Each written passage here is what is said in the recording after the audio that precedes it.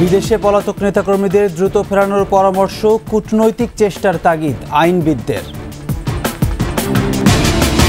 আয়নাঘরের অবস্থান উন্মোচনের আলটিমেটাম, গুমের শিকারদের ফিরিয়ে দেওয়ার দাবি।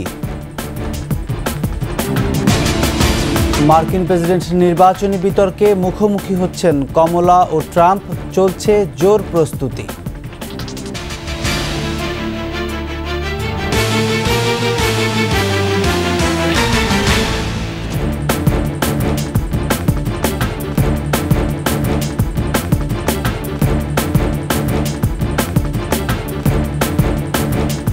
শুনছিলেন ফার্স্ট সিকিউরিটি ইসলামী ব্যাংক পিএলসি সংবাদ শিরোনাম। আমন্ত্রণ ২১শে সংবাদে, সাথে আছি আমি প্রণব চক্রবর্তী। দর্শক, ২১শে টেলিভিশনের সংবাদ একই সাথে সরাসরি দেখতে পাবেন আমাদের ফেসবুক পেজ www.facebook.com/2124 অনলাইনে। এছাড়া সাবস্ক্রাইব করতে পারেন www.youtube.com/21ETV চ্যানেলে। এছাড়া সংবাদে আরও থাকছে, আওয়ামী লীগের ধানমন্ডি কার্যালয়ে বসত তারার মেলা, রাজনীতিবিদদের বেডরুমেও ছিল অবাধ যাতায়াত।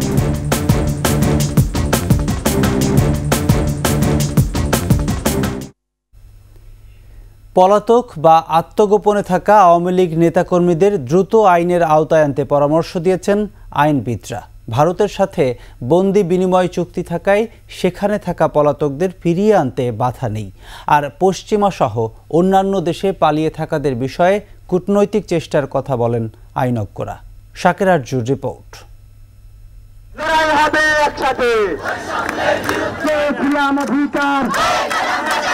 তীব্র আন্দোলনের মুখে ৫ই আগস্ট পতন ঘটে আওয়ামী লীগ সরকারের। সেদিনই দেশ ছেড়ে ভারতে যান দলটির সভাপতি শেখ হাসিনা।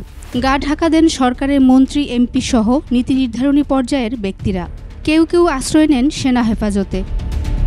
সেনাপ্রধান ওয়াকারুজ্জামান বলেছিলেন, কারো জীবননাশের আশঙ্কার কারণে আশ্রয় দেওয়া হয়েছে, তবে তাদের বিরুদ্ধে কোনো অভিযোগ থাকলে, মামলা হলে অবশ্যই তারা শাস্তির আওতায় যাবেন। তাদের বিরুদ্ধে যদি কোনো অভিযোগ থাকে, মামলা হয়, অবশ্যই তারা শাস্তির আওতায় যাবেন। ওবায়দুল কাদের সহ বেশ কয়েকজন মন্ত্রী, এমপির নামে হত্যা মামলা, মানবতাবিরোধী অপরাধ ও গণহত্যার অভিযোগ রয়েছে আন্তর্জাতিক অপরাধ ট্রাইব্যুনালের তদন্ত সংস্থায়। পলাতক বা আত্মগোপনে থাকা ব্যক্তিদের ক্ষেত্রে আইন কি বলে, প্রশ্ন ছিল আইনবিদদের কাছে। গ্রেপ্তারি পরোয়ানা জারি করার পরে যদি কোনো সময় কোনো কোর্ট মনে করে যে তাকে বিদেশ থেকে ধরে আনা দরকার, তখন ইন্টারপোলের সাহায্য নেবে। বাংলাদেশের বন্দি বিনিময় চুক্তি আছে শুধু ভারতের সাথে। অন্য কোনো দেশে থাকলে বন্দি বিনিময় চুক্তির বাধ্যবাধকতা নেই। পুরোটাই নির্ভর করে কূটনৈতিক চেষ্টার উপর। অন্যান্য দেশগুলোর সাথে যেসব পশ্চিমা দেশে তারা পালিয়ে গেছেন বলে আমরা জানতে পারছি বা শুনছি, তাদের সাথে আসলে কোনো বন্দি বিনিময় চুক্তি নেই। ফলে তারা বন্দি বিনিময় করতে হবে বা এখানে একটা মামলা হলে তাদেরকে ফেরত পাঠাতে হবে, এটার কোনো বাধ্যবাধকতা নেই। ভারতের সঙ্গে বন্দি বিনিময় চুক্তি আছে তো। 7 সিস্টারের একজন যে আমাদের এখানে ছিল, তাকে ভারত বন্দি বিনিময় চুক্তির মাধ্যমে সে নিয়ে গেল না। তবে আইনে বলা আছে, ফৌজদারি মামলার আসামি পলাতক থাকলে পত্রিকায় বিজ্ঞপ্তি দিয়ে তাদের বিরুদ্ধে মামলা চলতে আইনগত বাধা নেই। ইচ্ছাকৃতভাবে পালিয়ে থাকেন, ফৌজদারি অপরাধ করার পরেও তাকে তার জন্য আসলে অনির্দিষ্টকালের জন্য অপেক্ষা করে বসে থাকতে হবে, আইনের ব্যাপারটা সেরকম না, তাদের অনুপস্থিতিতেই বিচার হবে। এদিকে ট্রাইব্যুনাল আইনে পলাতক বা আত্মগোপনে থাকা আসামির ক্ষেত্রে রয়েছে সুস্পষ্ট নীতিমালা। অ্যারেস্ট ওয়ারেন্ট জারি হওয়ার পরে তাদেরকে পলাতক বলা হবে। তারপরে তাদেরকে খোঁজার জন্য কনসার্ন পুলিশ, কনসার্ন আইনশৃঙ্খলা বাহিনীকে একটা আদেশ দেওয়া হবে ট্রাইব্যুনাল থেকে। খুঁজে যদি না পাওয়া যায়, ওনারা ট্রাইব্যুনালে একটা রিপোর্ট জমা দিবেন। একটি আদেশ জারি করা হবে যেখানে বাংলাদেশের বহুল প্রচলিত 2টি পত্রিকায় তাদেরকে হাজির হওয়ার জন্য একটি বিজ্ঞপ্তি জারি করা হবে। পত্রিকা প্রকাশিত হওয়ার পরেও ট্রাইব্যুনালে হাজির না করা হয়, তখন ট্রাইব্যুনাল তাদেরকে আনুষ্ঠানিকভাবে আদেশ দিয়ে পলাতক ঘোষণা করবেন এবং তাদের পক্ষে একজন আইনজীবী নিয়োগ করবেন রাষ্ট্রের খরচে। সেই আইনজীবী তার অনুপস্থিতিতে ট্রাইব্যুনালে তার বিচার কার্যে অংশগ্রহণ করবে। এছাড়াও দুদকের আবেদনে সাবেক 18 মন্ত্রী, প্রতিমন্ত্রী ও 8 সংসদ সদস্যর দেশ ত্যাগে নিষেধাজ্ঞা দিয়েছেন আদালত। বাতিল করা হয়েছে মন্ত্রী, এমপিদের লাল পাসপোর্ট। শাকের আরজু, 21শে টেলিভিশন, ঢাকা। গুম হওয়া স্বজনদের অনতিবিলম্বে ফিরে পেতে চান পরিবারের সদস্যরা। একই সঙ্গে আয়না ঘরের অবস্থান উন্মোচন সহ জড়িতদের শাস্তির আওতায় আনারও জোর দাবি তাদের। রাজধানীতে ক্রাইম রিপোর্টার্স অ্যাসোসিয়েশন মিলনায়তনে বাংলাদেশ গুম পরিবার আয়োজিত সংবাদ সম্মেলনে স্বজনহারাদের কণ্ঠে উঠে আসে এসব দাবি। বিস্তারিত তরিকুল ইসলামের রিপোর্টে। আমাকে ছেড়ে দাও, আমাকে ছেড়ে দাও, কিন্তু সেই নরপশুরা একটু তাদের মন কাঁদে নাই। প্রিয়জনের সন্ধানে জড়ো হওয়া মানুষের কান্নায় এভাবেই ভারী হয়ে ওঠে বাংলাদেশের গুম পরিবারের সংবাদ সম্মেলন মঞ্চ। সাদা পোশাকধারী কিছু লোক আইন শৃঙ্খলা বাহিনীর পরিচয় আব্বুকে নিয়েছিল। আমার উপস্থিতি আমার ছেলেকে র‍্যাব 10 পরিচয় দিয়ে নিয়ে যায়। গুম হয়ে যাওয়া মানুষগুলোকে ফিরে পাওয়ার আকুতির পাশাপাশি জোর দাবি উচ্চারিত হয় তাদের কণ্ঠে। আমরা কোনো সুষ্ঠু বিচার পাইনি। আমি চাই এখন আমার বাবা যাতে সুন্দরভাবে যদি বেঁচে থাকে আর যদি মারাও যায় সেটাও আমরা জানতে চাই। আমার মনের একটা আবেগ ছিল যে ওনারা যদি যেই তো বলছে ছেড়ে দিবে, ছেড়ে দিলে ওকে আমি যা পারি 2 লাখ 3 লাখ যা পারি আমি তাদেরকে সম্মান করব।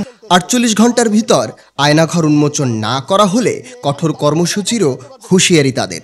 গুমের শিকার ভুক্তভোগী পরিবারগুলোর জন্য আর্থিক সহায়তারও দাবি জানানো হয়। টর্চার সেল বা আয়নাঘর নামে গুম নিখোঁজ পরিবারের সদস্যদের নিয়ে আমাদের টর্চার সেল আয়নাঘরগুলো তদন্ত করতে দেয়া হোক।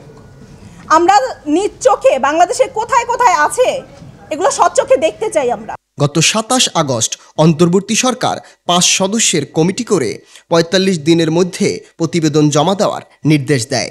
তবে 15 দিন হয়ে গেলেও এখনও গুমের শিকার পরিবারগুলোর সাথে কোনো যোগাযোগ করা হয়নি। তরিকুল ইসলাম, একুশে টেলিভিশন, ঢাকা। ভাতের হোটেলের নামে ঢাকা মহানগর গোয়েন্দা পুলিশের কার্যালয়কে রঙ্গমঞ্চ বানিয়েছিলেন ডিবি হারুন। রাজনীতিবিদ থেকে শুরু করে রূপালী পর্দার কলাকুশলী কেউই বাদ যায়নি তার নির্মম রসিকতা থেকে। শেখ হাসিনার পতনের পর ভাতের হোটেল বন্ধ, হারুনও পলাতক। বিস্তারিত জানাচ্ছেন নাহিদ সিরাজি নিম্নি। যেখানে এখন আছে আমরা সেখানেই যেতে চাই। আপনার ভাতের হোটেলটা কোথায় দয়া করে একটু জানাবেন। এমনি তো মুখে বলতে পারবেন না, অনলাইনে না জানান। আমরা একটু যে সুন্দরভাবে একটু ভাতের হোটেলে ভাত খেয়ে আপনার সাথে একটু ছবি তুলে আসবো। ছাত্র জনতার আন্দোলন নিয়ে বিভ্রান্তি ছড়াতে সমন্বয়কদের ভাতের হোটেলে নিয়ে যান ঢাকা মহানগর পুলিশের সাবেক অতিরিক্ত কমিশনার হারুন অর রশিদ। বাধ্য করেন তাদের কর্মসূচি প্রত্যাহারের কথা জানাতে। তার এই কর্মকাণ্ড তুমুল বিতর্কের সৃষ্টি করে। বিষয়টি শেষ পর্যন্ত উচ্চ আদালত পর্যন্ত গড়ায়। সব দিকে তার দুর্নীতি, কিন্তু এখনো তাকে আইনের আওতায় কেন যে আনা হয়নি সেটাই বুঝতে পারছি না। বিভিন্ন সময়ে গোয়েন্দা পুলিশের কার্যালয়ে অভিযোগ নিয়ে আসা মানুষদের খাওয়া দাওয়া করিয়ে হারুন হয়েছিলেন দেশ জুড়ে ভাইরাল। তার ভাতের হোটেলে অতিথি হতে বাধ্য হতেন তারই হাতে নির্যাতিত অনেকেই। ভাতের হোটেল দিয়ে মানুষের জনগণের মধ্যে একটা বিভ্রান্তি সৃষ্টি করছে, মানুষের আস্থা হারিয়ে ফেলছে।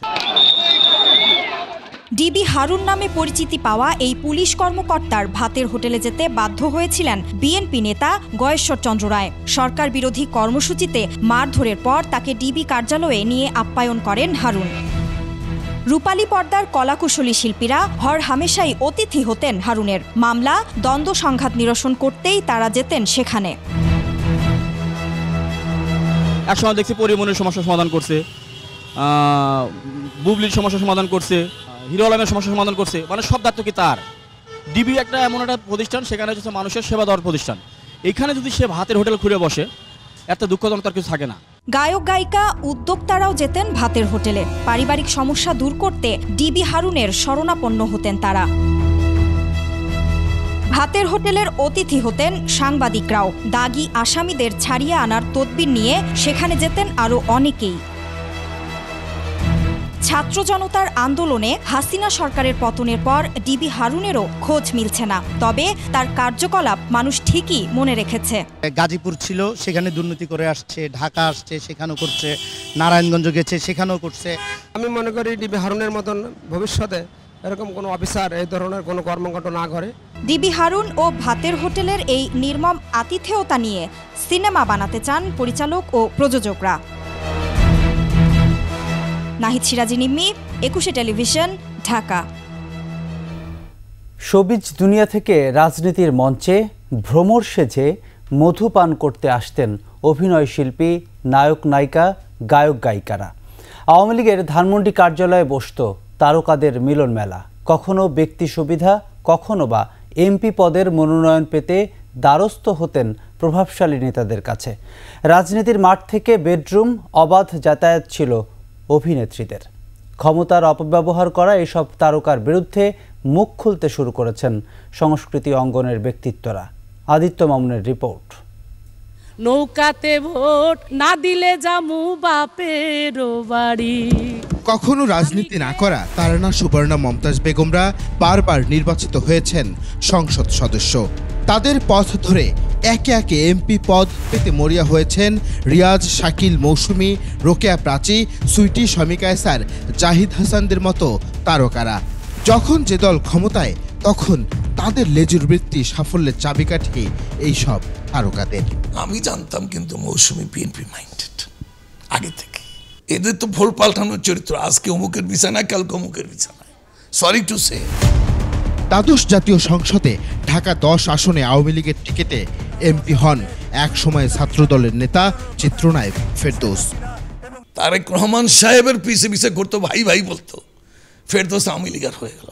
রিয়াজ কবে আওয়ামী লীগার ছিল? 2 দিন অভিনয় করিয়া সবাই যদি এমপি হতে চায়, তাহলে যারা বছরের পর বছর রাজনীতি করছে তাদের কি অবস্থা হবে? বৈষম্য বিরোধী ছাত্র আন্দোলনে হামলার পরিকল্পনার হোতা কোনো কোনো তারকা অভিনেতা।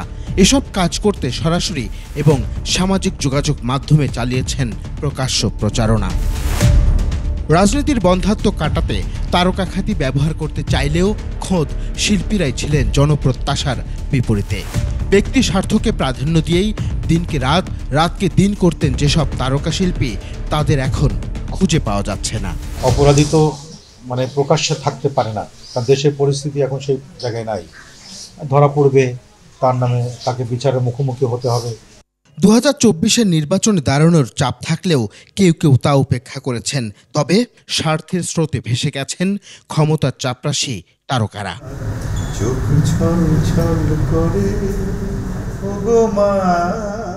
আদিত্য মামুন, 21 টেলিভিশন, ঢাকা। নিচ্ছি সংবাদ বিরতি। যখন ফিরব তখন থাকবে। দুর্নীতি করে আখের গুছিয়েছিলেন নাটোরের সাংসদ শিমুল, অনুসন্ধানে দুদক। রাজবাড়ীতে বেড়েছে ডায়রিয়া ও নিউমোনিয়া আক্রান্ত রোগী, চিকিৎসক ও ওষুধ সংকট।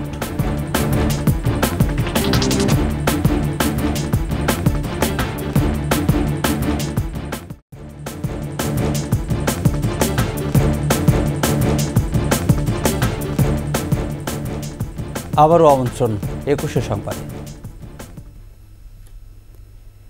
অনিয়ম ও দুর্নীতি করে সম্পদশালী হয়েছেন নাটোর 2 আসনের সাবেক সংসদ সদস্য শফিকুল ইসলাম শিমুল। এরই মধ্যে শিমুলের দুর্নীতি অনুসন্ধানে নেমেছে দুদক। নাটোর প্রতিনিধি নবিউর রহমান পিপ্রোর তথ্যচিত্রে ডেস্ক রিপোর্ট। নাটোরের জান্নাতি প্যালেস, এই প্রাসাদের মালিক সাবেক সংসদ সদস্য শফিকুল ইসলাম শিমুল। অভিযোগ রয়েছে এই বাড়িতে বসে রাজত্ব করতেন শিমুল, নিয়ন্ত্রণ করতেন ঠিকাদারি, নিয়োগ ও বদলি বাণিজ্য। নাটোরের এমন কোনো সেক্টর নাই যে সেক্টরে দুর্নীতির ছায়া ছড়া যায়নি। অবৈধভাবে সে অনেক কিছু করছে। আমাদের এই নাটোরে সে অট্টালিকা বানাইছে এবং বিদেশে সে প্রায় 15 কোটি টাকার উপরে সে বাড়ি করছে। শিমুলের পরিবারের সদস্যদের নামে রয়েছে 8টি বাস, বিশাল মাছের খামার। শিমুল যে অত্যাচারী স্বৈরাচারী ছিল তার দৃষ্টান্তমূলক শাস্তি আমরা নাটোরবাসী দেখতে চাই।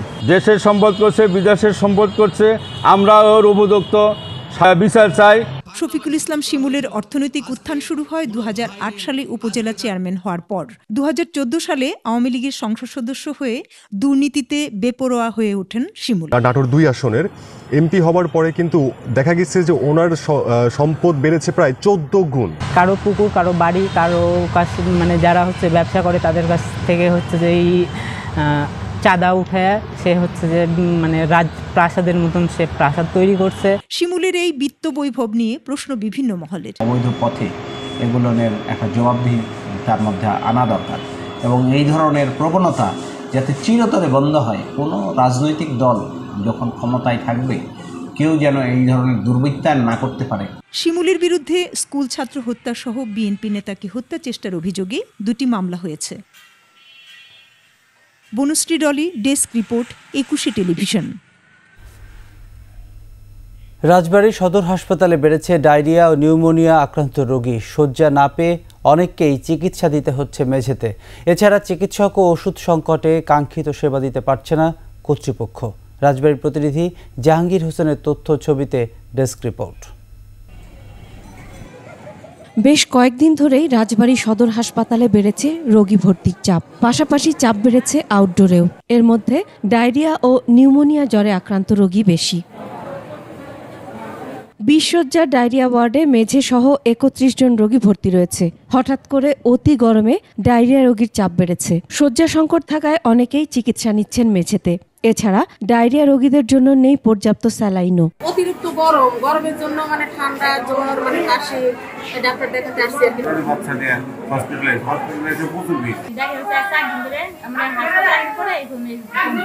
হাসপাতাল কর্তৃপক্ষ বলছে 2 সপ্তাহ ধরে রোগীর চাপ বেশি।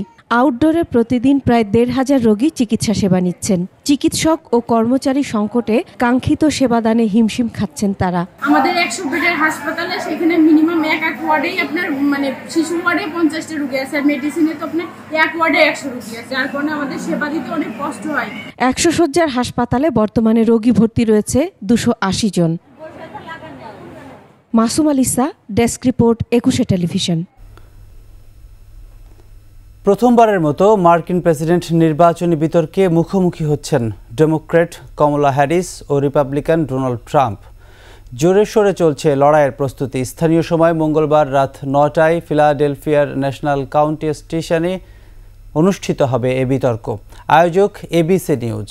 সরাসরি সম্প্রচার করা হবে টেলিভিশনে। বিতর্কের মঞ্চে একে অপরকে কিভাবে ঘায়েল করবেন তা নিয়ে চলছে নানা আলোচনা। এই বিতর্ককে 2 প্রার্থীর জন্য গুরুত্বপূর্ণ জটিল পরীক্ষা হিসেবে দেখছেন বিশ্লেষকরা। 90 মিনিটের বিতর্কে নির্ধারিত হতে পারে ট্রাম্প কমলার ভাগ্য। এদিকে মার্কিন সংবাদ মাধ্যম নিউ ইয়র্ক টাইমস ও সিয়েনা কলেজের যৌথ জরিপে ট্রাম্প ও হ্যারিসের মধ্যে হাড্ডাহাড্ডি লড়াইয়ের আভাস মিলেছে। এর সাথে শেষ করছি 21 সংবাদ। যাবার আগে ফার্স্ট সিকিউরিটি ইসলামী ব্যাংক পিএলসি সংবাদ শিরোনামগুলো আরও একবার। পলাতক নেতাকর্মীদের দ্রুত ফেরানোর পরামর্শ আইনবিদদের, কূটনৈতিক চেষ্টার তাগিদ। আয়নাঘরের অবস্থান উন্মোচনের আলটিমেটাম, গুমের শিকারদের ফিরিয়ে দেওয়ার দাবি। মার্কিন প্রেসিডেন্ট নির্বাচনী বিতর্কে মুখোমুখি হচ্ছেন কমলা ও ট্রাম্প। চলছে লড়াইয়ের প্রস্তুতি।